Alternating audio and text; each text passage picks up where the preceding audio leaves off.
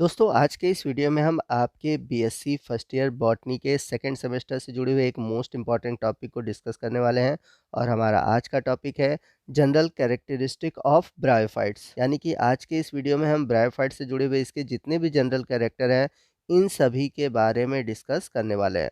तो वीडियो बड़ा ही इंपॉर्टेंट होने वाला है, वीडियो को आप ध्यान से देखिएगा और पूरा देखिएगा। तो यदि हम बात करें ब्रायोफाइट्स की, तो bryophytes are also called first land plant. तो इसके पहले जब हम लोगों ने एल्गी पढ़ा था तो एल्गी हमने देखा था वो एक्वाटिक था। तो जो प्लांट किंगडम का सबसे पहला ग्रुप है जो एल्गी है वो एक्वाटिक होता है। बट ये जो ब्रायोफाइट्स होते हैं ये ऐसे प्लांट है जो कि फर्स्ट टेरेस्ट्रियल प्लांट है और इन्हें हम amphibian of the plant kingdom भी कहते हैं। इन्हें amphibian of the plant kingdom इसलिए कहा जाता है क्योंकि एनिमल किंगडम की बात ही इनके जो प्लांट होते हैं रहते तो है ये टेरेस्ट्रियल हैं बट रिप्रोडक्शन के लिए इन्हें वाटर की आवश्यकता पड़ती है, इसलिए इन्हें amphibian of the plant kingdom भी कहा जाता है। अब यदि हम बात करें इनके फर्स्ट लैंड प्लांट होने की, तो इन्हें फर्स्ट लैंड प्लांट इसलिए कहा जाता है क्योंकि इवोल्यूशन के अकॉर्डिंग देखा जाए तो ये फर्स्ट ऐसे प्लांट थे which are most suitable for terrestrial habitat. तो इनकी जो प्रॉपर्टी थी टेरेस्ट्रियल हैबिटेट के लिए बहुत ही सुटेबल थी। तो स्टूडेंट आइए हम बात करते हैं ब्रायोफाइट्स के जनरल फीचर की। तो फर्स्ट पॉइंट है plant body is thallus, that's means plant body without any differentiation into root stem and leaf. तो जैसा कि मैंने पीछे आपको थैलोफाइटा के जनरल कैरेक्टर में बताया है कि ऐसे प्लांट जिनकी बॉडी थैलस होती है, ठीक है, उन्हें हम थैलोफाइटा में रखते हैं और हमारे जो ब्रायोफाइट्स हैं ये भी थैलोफाइटा में आते हैं। और थैलस प्लांट बॉडी का मतलब होता है कि ऐसे प्लांट में रूट स्टेम और लीफ में कोई भी डिफ्रेंशिएट नहीं होता। जैसा कि हायर प्लांट में रूट स्टेम लीफ में अलग अलग प्रकार के टिश्यू ऑर्गेनाइजेशन पाए जाते हैं, बट थैलोफाइट में ऐसा नहीं होता, इसमें एक ही प्रकार के टिश्यू ऑर्गेनाइजेशन पाए जाते हैं। तो इनमें ट्रू रूट्स नहीं होते, जनरली इन्हें हम बोलते हैं राइजॉइड्स। वहीं स्टेम की बात करें तो इनके जो स्टेम होते हैं वो एक्सिस लाइक होते हैं, यानी स्टेम लाइक एक्सिस होते हैं, और इनके जो लीफ होते हैं वो लीफ लाइक अपेंडेजेस होते हैं। ठीक है, तो कुल कहने का मतलब है कि इसमें ट्रू रूट स्टेम और लीफ नहीं पाए जाते हैं। चलते हैं अगले पॉइंट की ओर। अगला पॉइंट कहता है the thallus are attach to the substratum with the help of rhizoid. तो इनके जो थैलस होते हैं वो राइजॉइड के थ्रू क्या होते हैं, सबस्ट्रेटम से जुड़े होते हैं, यानी कि वो किसी भी आधार से राइजॉइड के थ्रू जुड़ते हैं। जैसा कि मैंने बताया था कि इनमें रूट नहीं होता, रूट लाइक जो स्ट्रक्चर होता है उसे हम बोलते हैं राइजॉइड्स। तो राइजॉइड्स को हम फॉल्स रूट भी कह सकते हैं, they are not true roots. Most of the bryophytes are autotrophic, that's means ये फूड का फॉर्मेशन खुद करते हैं, they are not depend for the nutrition on other plant और animal, they synthesize their own food. Next feature जो है most important है, इसको याद रखिएगा, they are non vascular plant, यानी कि इनमें वस्कुलर सिस्टम नहीं होता, यानी कि हम कह सकते हैं इनमें जाइलम और फ्लोएम लाइक स्ट्रक्चर नहीं पाए जाते। तो जिन प्लांट में जाइलम और फ्लोएम पाए जाते हैं उनको हम बोलते हैं वस्कुलर, और जिनमें नहीं पाए जाते उन्हें हम बोलते हैं नॉन वस्कुलर प्लांट। तो ब्रायोफाइट्स जो है आपके नॉन वस्कुलर प्लांट है। नेक्स्ट फीचर है the plant body is thallus is gametophytic which contain sex organs. तो जैसा कि मैंने बताया था कि इनकी जो प्लांट बॉडी होती है वो थैलस होती है, बट यहाँ पर इम्पॉर्टेंट पॉइंट ये है कि इनकी जो थैलस बॉडी होती है वो गैमेटोफाइट यानी कि हैप्लॉइड होती है, और ये मोस्ट इम्पॉर्टेंट कैरेक्टर है, आप इसको याद रखिएगा। और इनके थैलस पर ही मेल और फीमेल ब्रांचेस पाए जाते हैं, और इनके गैमेटोफिटिक प्लांट बॉडी पर ही male and female sex organs पाए जाते हैं। द थैलस आर मोनोसियस और डायोसियस। इनकी जो प्लांट बॉडी होती है वो मोनोसियस या फिर डायोसियस होती है। मोनोसियस कहने का मतलब कि जब एक ही थैलस पर मेल और फीमेल ब्रांचेज होते हैं, जैसा कि आप देख रहे हैं कि यहाँ पर एक ही थैलस पर मेल और फीमेल है तो उसे बोलेंगे मोनोसियस, और जब दोनों मेल और फीमेल अलग अलग थैलस पर होते हैं तो उसे हम बोलते हैं डायसियस। तो ये मोनोसियस या डायसियस दोनों तरीके का हो सकता है। नेक्स्ट पॉइंट है sex organs are multi cellular and jacketed. तो इनके जो सेक्स ऑर्गन्स होते हैं वो मल्टी सेलुलर होते हैं और जैकेटेड होते हैं, जबकि हम लोगों ने एल्गी में पढ़ा था कि उनके जो सेक्स ऑर्गन्स होते हैं वो यूनिसेलुलर होते हैं और जैकेटेड नहीं होते हैं। तो ये स्पेसिफिक कैरेक्टर है कि इनके सेक्स ऑर्गन्स पे चारों तरफ जैकेट लाइक स्ट्रक्चर पाया जाता है। नेक्स्ट पॉइंट है male sex organs is called antheridium and female sex organ are called archegonium. तो ब्रायोफाइट्स में जो मेल सेक्स ऑर्गन्स होता है उसे एंथ्रीडियम कहा जाता है और फीमेल सेक्स ऑर्गन को आर्चिगोनियम कहा जाता है। तो जो एंथ्रीडियम है वो मेल सेक्स ऑर्गन्स है और जो आर्चिगोनियम है वो फीमेल सेक्स ऑर्गन है। Sperm are produce in antheridium and egg is produce in archegonium. तो एंथ्रीडियम में मेल गैमिट स्पर्म प्रोड्यूस होता है और आर्चिगोनियम में फीमेल गैमिट प्रोड्यूस होता है जो कि एग है। वही हम बात करें इसके स्पर्म की, तो sperm are always biflagellate. तो ब्रायोफाइट्स में जितने भी स्पर्म बनते हैं वो बाई फ्लैजलेट होते हैं, यानी कि उसमें 2 फ्लैजला पाई जाती हैं और फ्लैजला के हेल्प से ही ये क्या कहते हैं वाटर के थ्रू आर्चिगोनियम तक पहुंचते हैं। नेक्स्ट पॉइंट है archegonium has 6 vertical row of neck cell. तो आर्चिगोनियम की जब स्ट्रक्चर को आप देखेंगे तो इसमें 6 वर्टिकल सेल दिखाई देगी जिसे हम नेक सेल कहते हैं। चलते हैं नेक्स्ट पॉइंट की ओर। अगला पॉइंट कहता है water is essential for fertilization. जैसा कि मैंने पीछे भी आपको बता रखा है कि इनके फर्टिलाइजेशन के लिए वाटर की ज़रूरत होती है, इसीलिए हम इन्हें बोला जाता है एम्फीबियन ऑफ प्लांट किंगडम। तो ये रहते तो टेरेस्ट्रियल हैबिटेट पे हैं, बट जब भी इनमें फर्टिलाइजेशन होता है तो उसमें वाटर की आवश्यकता पड़ती है, क्योंकि जो स्पर्म है वाटर के थ्रू आर्चिगोनिया तक पहुंचता है।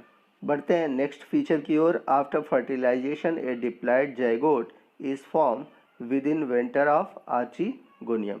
तो अगर हम आर्चिगोनियम की स्ट्रक्चर देखें तो आर्चिगोनियम में नीचे की ओर स्ट्रक्चर पाया जाता है, नीचे की ओर जो सेल पाए जाते हैं उसको हम बोलते हैं वेंटर। यहीं पर फीमेल गैमेटोफाइट एक प्रेजेंट होता है। तो जब फर्टिलाइजेशन हो जाता है यानी कि स्पर्म जब एक से फ्यूज़ हो जाता है और जाइगोट का फॉर्मेशन होता है, तो ये जाइगोट वेंटर सेल के अंदर ही बनते हैं, यानी कि एक के फर्टिलाइजेशन के बाद ये जाइगोट वहीं पर पाए जाते हैं। अगला पॉइंट है zygote does not undergoes resting period and divided by mitotic division to form multicellular embryo that's develop into sporophyte. तो फर्टिलाइजेशन के बाद जो जाइगोट बनता है वो रेस्टिंग पीरियड में नहीं जाता और तुरंत उसमें मियोटिक डिवीज़न होता है। मियोटिक डिवीज़न के थ्रू मल्टी सेलुलर एम्ब्रियो बनता है और जो कि स्पोरोफाइट में बदल जाता है। ठीक है, यानी कि जाइगोट से स्पोरोफाइट स्ट्रक्चर बनता है जो कि मल्टी सेलुलर होता है। The sporophyte is mostly divide into foot, seta and capsule. Most important point है, इसके जो स्पोरोफाइट होते हैं वो जनरली 3 पार्ट में डिवाइड होते हैं जिन्हें हम बोलते हैं फूड, सीटा और कैप्सूल। तो लेट्स सी दैट।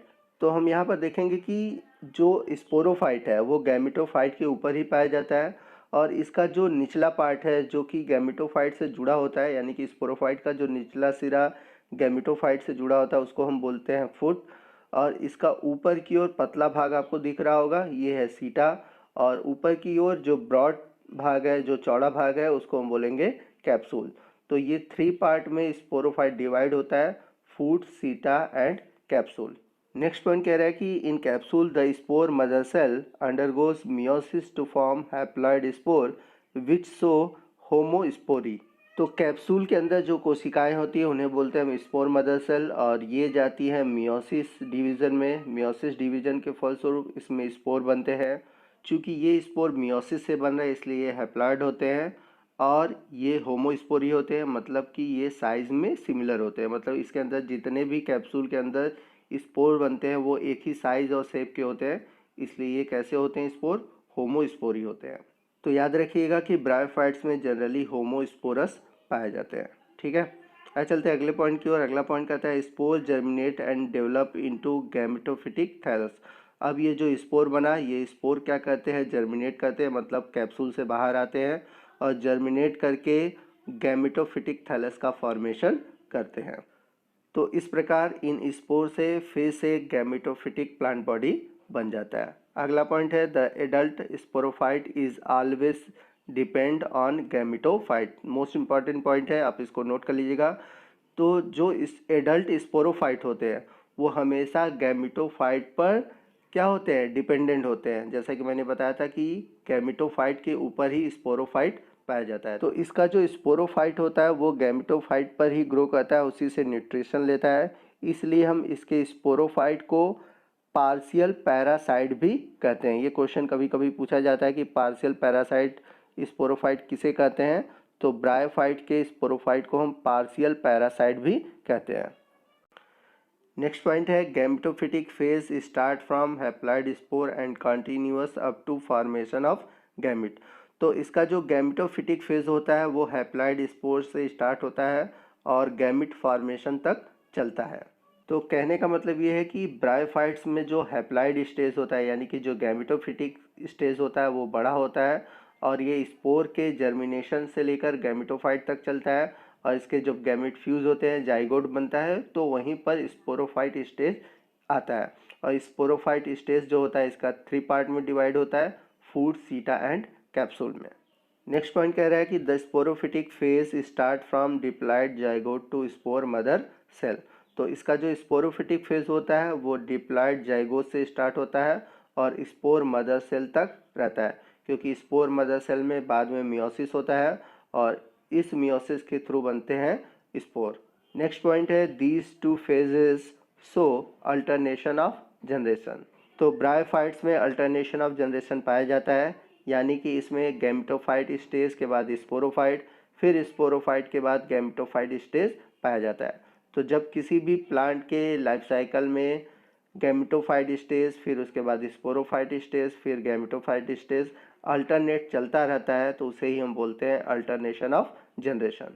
तो ये ब्रायोफाइट्स के अल्टरनेशन ऑफ जनरेशन को देखते हैं। तो आप लेफ्ट साइड में देख सकते हैं इसका डिप्लॉयड स्टेज है और राइट साइड पर इसका हैप्लॉयड स्टेज है यानी कि गैमेटोफाइट स्टेज है। तो ब्रायोफाइट्स की जो लाइफ साइकिल स्टार्ट होती है स्पोर से, जो कि हैप्लॉयड होते हैं, ये स्पोर जर्मिनेट करते हैं, मेल और फीमेल गैमेटोफाइट बनाते हैं। अब वो चाहे मेल या फीमेल एक ही प्लांट पर हो चाहे फिर अलग प्लांट पे हो। अब इन मेल गैमेटोफाइट या फीमेल गैमेटोफाइट में मेल और फीमेल गैमेट बनते हैं, जैसे कि मेल में बनता है एंथ्रीडियम और फीमेल में बनता है आर्चिगोनियम। तो यहाँ पर मैंने मेल और फीमेल गैमेटोफाइट को अलग अलग दिखाया है। मेल गैमेट से आप देख रहे हैं एंथ्रीडियम का फॉर्मेशन हो रहा है और फीमेल गैमेटोफाइट से बन रहा है आर्चिगोनियम। और एंथ्रीडियम के अंदर बनते हैं स्पोर और आर्चिगोनियम के अंदर बनते हैं एग। तो ये जो स्पर्म होते हैं वो वाटर के थ्रू ट्रांसपोर्ट होते हैं और पहुंचते हैं आर्चिगोनियम के एग के पास। जैसा कि हम सभी जानते हैं कि water is essential for fertilization, तो ब्रायोफाइट्स में फर्टिलाइजेशन के लिए वाटर की ज़रूरत पड़ती है।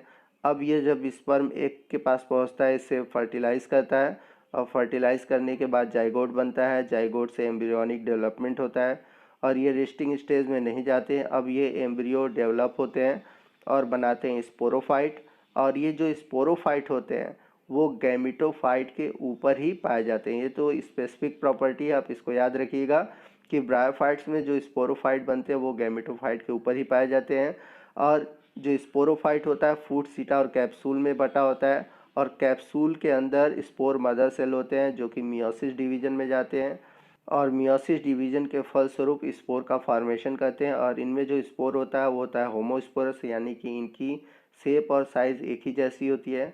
अब ये जो स्पोर बने हैं ये हैप्लॉयड हैं क्योंकि मियोसिस हुआ है और मियोसिस के थ्रू जो स्पोर बने वो हैप्लॉयड है और यही हैप्लॉयड स्पोर फिर से जर्मिनेट करते हैं और गैमेटोफाइट बनाते हैं।